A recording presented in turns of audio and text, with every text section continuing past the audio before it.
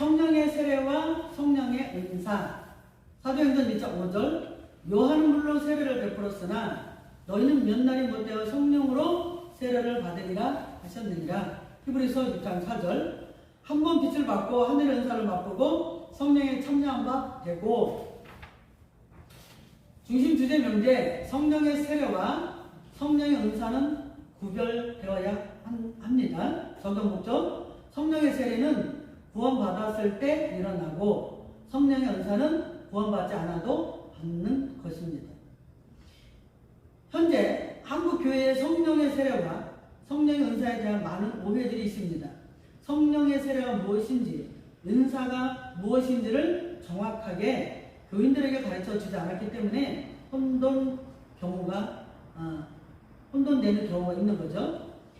이것은 오늘 정확하게 원문을 통해서 하나님 의도를 밝혀 나가야 합니다.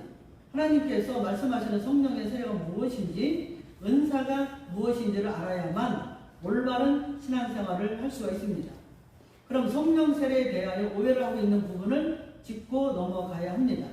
성령의 세례를 정확하게 알지 못하면 은사도 제대로 알지 못하기 때문입니다. 첫 번째, 우리가 성령 세례를 은사로 보는 경우가 있습니다.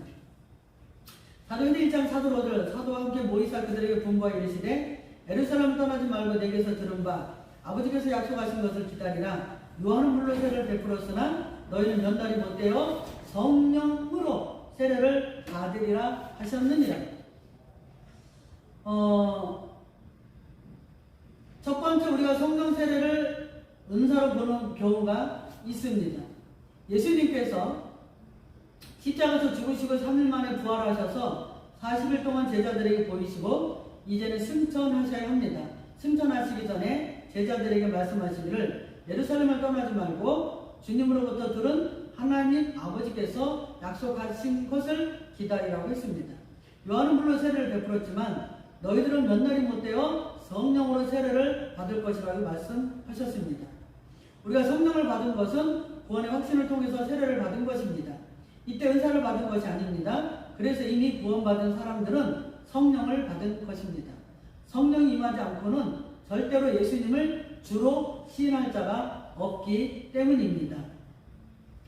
고린도전서 12장 3절. 그러므로 내가 너희에게 알게 하노니 하나님의 영으로 말하는 자는 누구든지 예수를 저주할 자라 하지 않고 또 성령으로 아니하고는 누구든지 예수를 주시라 할 수 없느니라.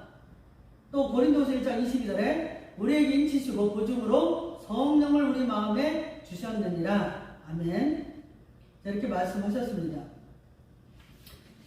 여기서 그들에게 분부하여 예루살렘을 떠나지 말고 할 때, 분부하여 이르시되 할 때 동사 직설법 과거 능동태 단수 3인칭. 예수님께서는 사도와 함께 모인 사람들에게 분부하여 명령하십니다. 예루살렘을 떠나지 말라고 가르쳐 주시면서 다른 곳으로 가지 못하도록 금지하고 있습니다. 주님은 하나님 아버지께서 예루살렘에서 성령으로 세례를 베푸실 것을 약속하셨기 때문에 반드시 내가 지시한 곳에 남아 있어야 한다고 분부하셨습니다.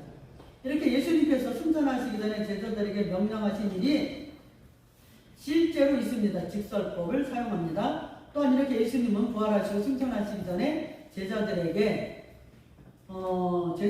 성령을 하나님께서 보내실 것이 계획되어졌다는 거죠.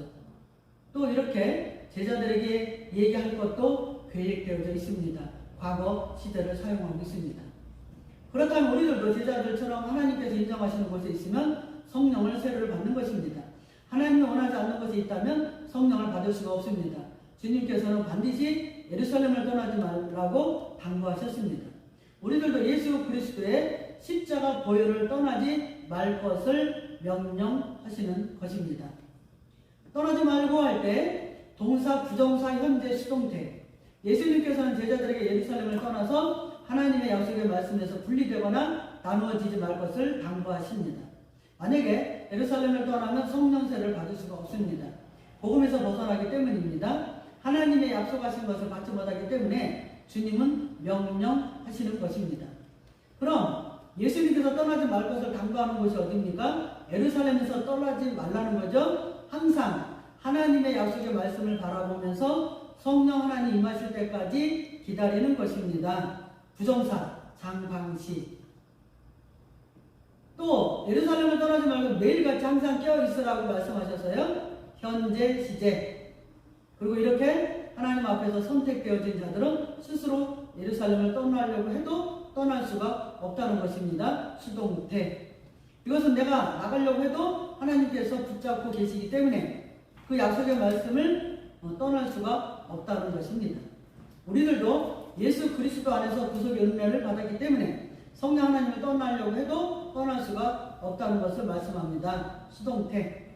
떠나려고 해도 하나님께서 은혜를 주셔서 붙잡아 주셨기 때문이죠. 하나님께서 약속하신 성령을 받을 때까지 하나님이 함께 하시고 세상으로 빠져나가지 못하도록 지켜주시는 것입니다.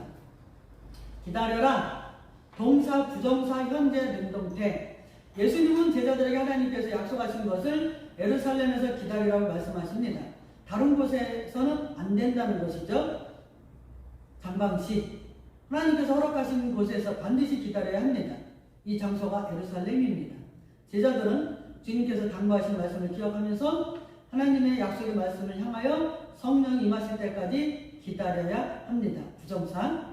그것도 현재 시제를 쓰면서 이 시간 매일같이 성령이 임하실 것을 고대하면서 기다리라는 것입니다. 현재 시제. 이렇게 하나님의 약속을 기다린 자들은 반드시 성령의 세례를 받게 됩니다. 능동의 주체가 하나님이시죠. 세례를 받으리라. 동사, 직설법, 미래, 수동태, 복수, 2인칭. 예수님께서는 제자들에게 말씀하시면서 예루살렘에서 기다리고 있으면 하나님께서 성령을 보내주셔서 세례를 베풀어 주실 것이라고 말씀하고 있습니다. 요한의 물세례는 보편적인 구원을 의미한다면 성령 세례는 선택적 구원을 의미합니다. 물세례는 구원의 확신이 없어도 받을 수 있지만 성령 세례는 반드시 구원의 확신이 임한 자들만 받을 수 있는 세례입니다. 예수님께서 만세전에 선택받은 자들은 반드시 성령의 세례를 받는다고 말씀하셨습니다. 직설법. 그럼 우리들도 구원의 확신을 얻어 성령을 세례를 받은 자들입니다. 또한 주님께서는 제자들에게 예루살렘에 머물고 있으면 반드시 성령 세례를 받을 것이라고 말씀하십니다. 미래 시제를 씁니다. 만세전에 선택받은 자들도 마찬가지입니다. 아직 세상에서 구원의 은혜를 받지 못하고 성령세를 받지 못한 자들이 있는데 미래에는 앞으로는 반드시 이들이 성령세를 받을 것을 말씀하고 있습니다. 그런데 아무나 성령세를 받는 것이 아니라고 말씀하십니다. 하나님께서 선택하시고 허락된 자들만 성령세례를 받게 됩니다. 수동태. 하나님 주셔야 받는 거죠. 이것은 하나님 원하시는 자들에게 주시는 특별한 은혜입니다. 그래서 구원의 확신이 들어왔다는 것은 성령 세례를 받았다는 것을 믿어야 합니다. 이때 성령 하나님이 나의 심령에 임하여 믿음을 주신 것입니다. 두 번째, 방언을 성령 세례의 표로 보는 것입니다.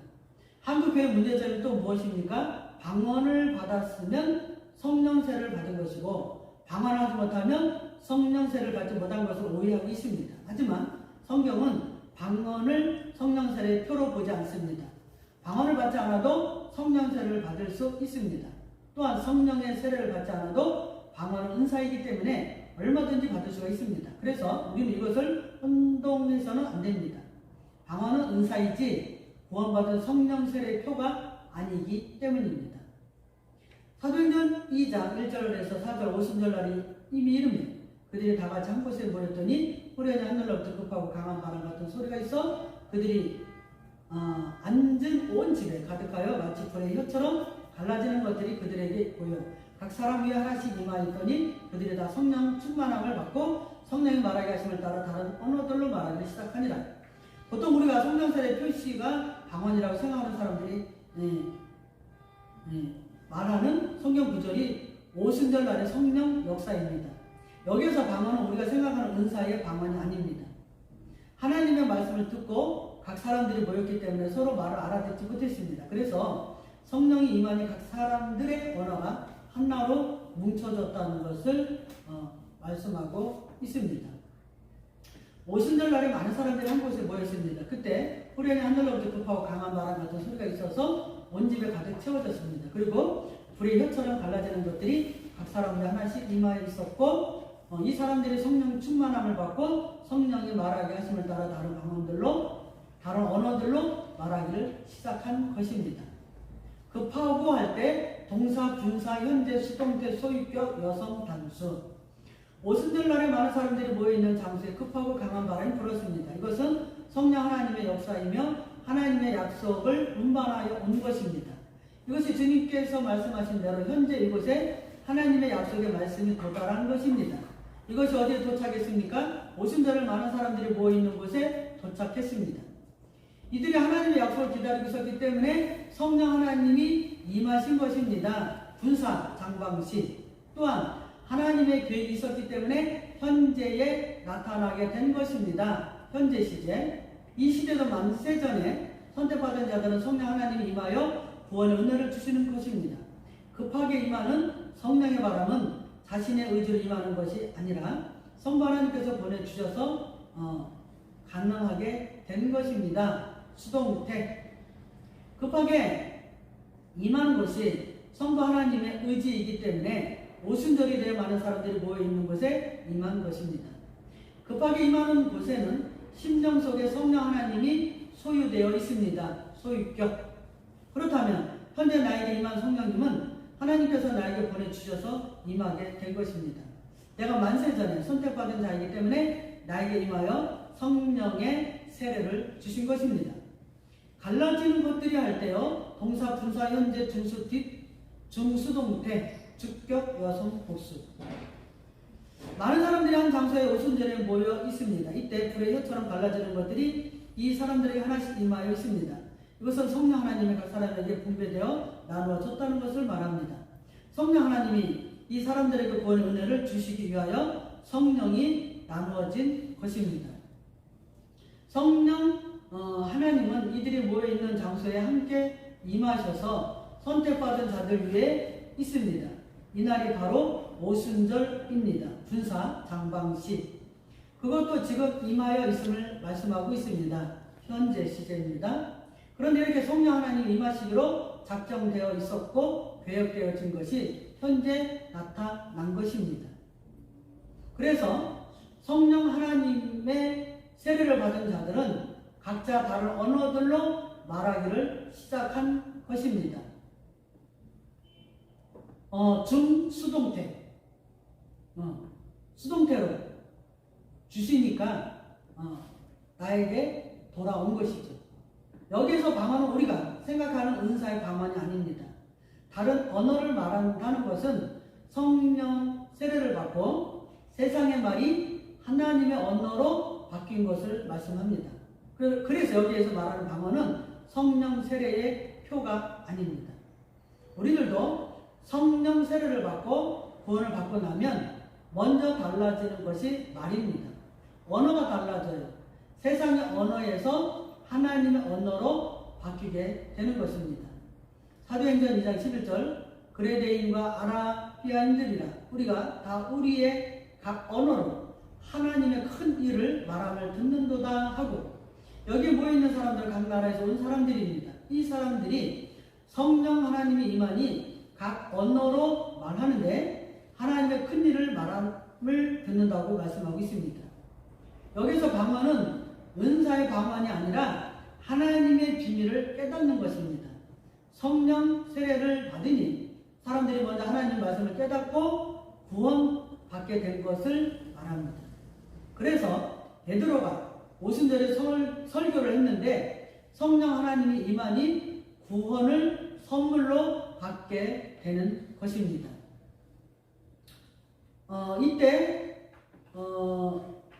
고린도전서 15장 6절 말씀을 보면요, 주님이 이제 승천하신 후에 500여 형제에게 일시에 보이셨나니 그 중에 지금까지 태반이나 살아있고 어떤 이는 잠들었으며 라고 말씀합니다.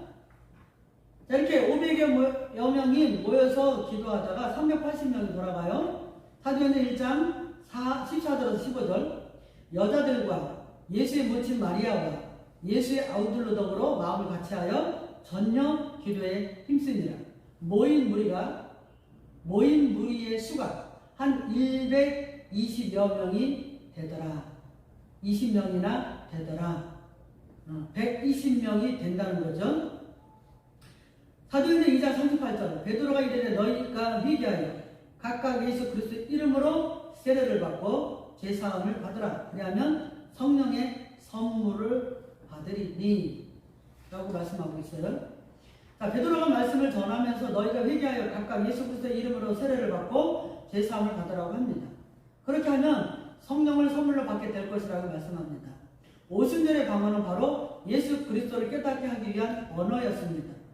성령의 세례를 통하여 예수님을 각자의 언어로 시인하고 회개하는 역사가 일어나는 것입니다.